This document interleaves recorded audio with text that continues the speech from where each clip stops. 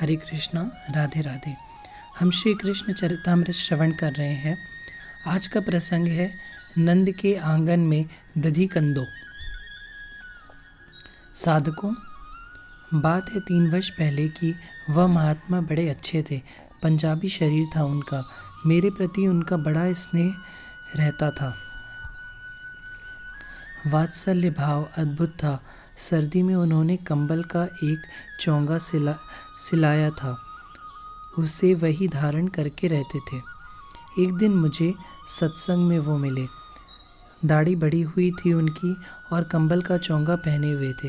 सर्दी का महीना था। मेरे मुंह से ऐसे ही निकल गया, कन्हैया आपकी गोद में बैठेगा तो यह कंबल उससे चुभेगा नहीं। वह कितना कोमल है। और यह कंबल। मैं तो कहकर चला गया अपनी कुटिया। पर वह महात्मा मुझे दूसरे दिन मिले तो रेशमी वस्त्र धारण किए हुए थे। बोले, ये नहीं चुभेगा मेरे लाला को। अपने तो मुझे अंदर से झंझोर दिया। कितना कष्ट हुआ होगा उसे। वह रोने लगे। मेरी गोद में बैठता था कन्हैया। उसको कितना चुभा होगा कंबल। उनके नेत्रों से अश्रु बहे जा रहे थे। साधकों, ये वात्सल्य भाव अद्भुत है। इसमें अपना कुछ नहीं है। सब कुछ अपने बालक के लिए करना होता है।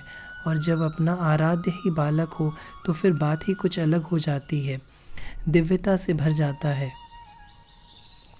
आइए चलिए उस गोकुल में जहाँ आज ब्रह्म बालक बनकर आया है। मैया यशोदा तो साक्षात वात्सल्य मूर्ति ही है, पर गोकुल की हर बूढ़ी गोपियों के वक्ष से दूध की धार बह चली थी।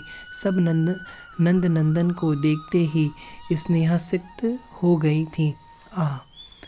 नंद के आनंद भयो जय कन्हैया लाल की। हाथी दीन्ही घोड़ा दीन्ही और दीन्ही पाल की। रत्न दीनी हार दीनी गऊ व्याली हाल की। कंठा दिए कटूला दिए दिहो मुक्त माल की। कड़े दिए छड़े दिए बिंदी दीन्ही भाल की। सुरमा दीन्ही दर्पण दीन्ही दीन्ही कंधी बाल की। बोलो जय कन्हैया लाल की, जय हो गोपाल की। रोहिणी नंदन बाल जय जय जय दाऊ लाल की। नंद के आनंद भयो जय कन्हैया लाल की। हे तात विदुर जी, धूम मची है नंद जी के आंगन में। तभी सुंदर सुंदर सजी धजी सौंदर्य की प्रतिमूर्ति बरसाने की सखियों ने प्रवेश किया। गोकुल के ग्वाल बाल तो बस देखते ही रह गए। कितनी सुंदर है ये, अद्भुत रूप माधुरी है इनकी। पर ये कहाँ की हैं?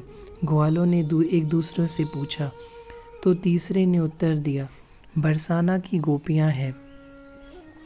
ये रहे बरसाना के राजा बृषभान जी और इनकी रानी कीर्ति। अरे ये तो हमारे ब्रजराज नंद जी के मित्र हैं, एक ने समाधान किया। नंद रानी तो वैसे भी स्थूल देह की हैं, फिर भी बालक भी हुआ है, ये तो आनंद से लेटी हैं। कीर्ति रानी ब्रज रानी के पास गई।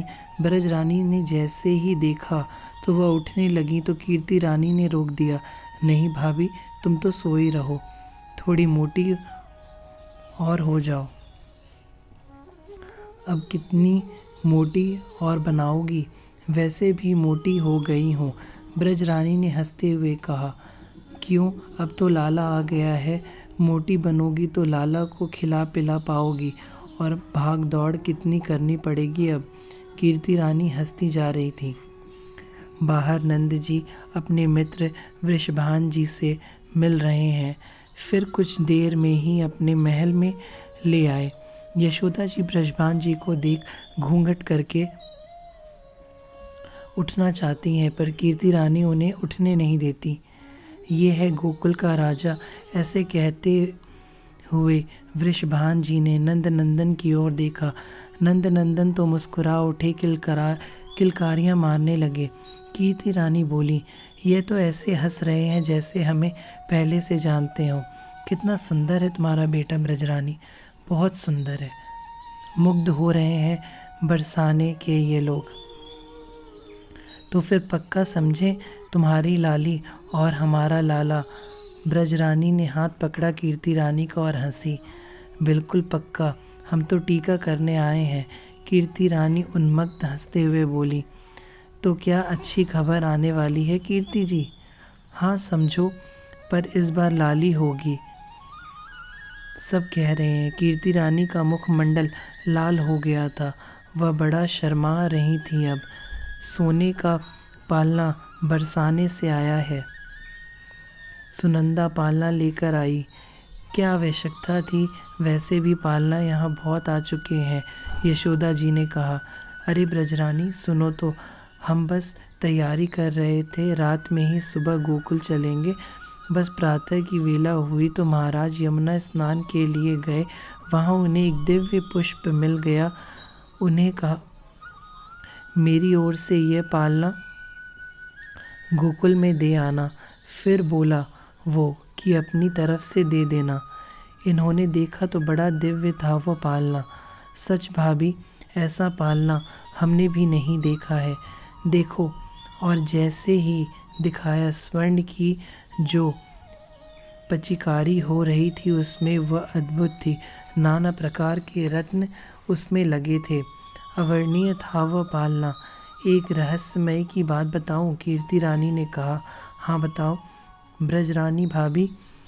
यह तो कह रहे थे कि वह दिव्य पुरुष कोई और नहीं, विश्वकर्मा ही थे। देव शिल्पी विश्वकर्मा, क्योंकि वह कुछ ही देर में अंतर्ध्यान हो गए। यशोदा जी बार बार पालने को देखती हैं और आनंदित हो रही हैं।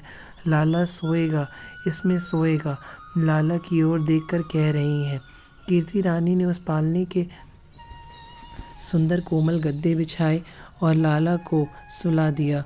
बस सोते ही लाला किलकारियां मारकर हंसने लगा, हाथ पैर फेंकने लगा। सब इस लीला को देखकर आनंदित हो उठे। बधाई हो बाबा, बधाई हो। एक भीड़ ग्वालों की भीड़ चली आ रही है। सब ग्वाल बाल पीले वस्त्र में थे, पगड़ी बांधे हुए थे और आनंद में झूम रहे थे। हे ब्रजराज जी, ऐसे नहीं होगा, चलो हमारे साथ। ब्रजराज का हाथ पकड़ लिया था ग्वालों ने और दूसरी मंडली वाले ग्वालों ने वृषभान जी का। हंसते हुए नंद जी बोले, पर कहाँ ले जा रहे हो? नाचना पड़ेगा ब्रजराज जी, आज तुम्हारे घर छोरा हुआ है, नाचोगे नहीं? बाबा नंद नाचने के लिए तैयार हुए। वृषभान जी भी तैयार हुए। दोनों महापुरुष नाच रहे हैं। दिव्य छटा हो गई है चारों ओर। नंद के आनंद भयो जय कन्हैया लाल की। बस यही धूम है, सब यही गा रहे हैं। नंद के आनंद भयो जय कन्हैया लाल की। आनंद में डूब गए हैं। तभी ग्वाले ने आकर दही की मटकी बाबा के ऊपर डाल दी, दूध की मटकी ब्रजभान जी के ऊपर डाल दी। अब तो नंद के आंगन में आनंद फैल गया था। चारों ओर आनंद ही आनंद। दही नंदालय में घुस घुस कर मटकियां ग्वाले लाने लगे।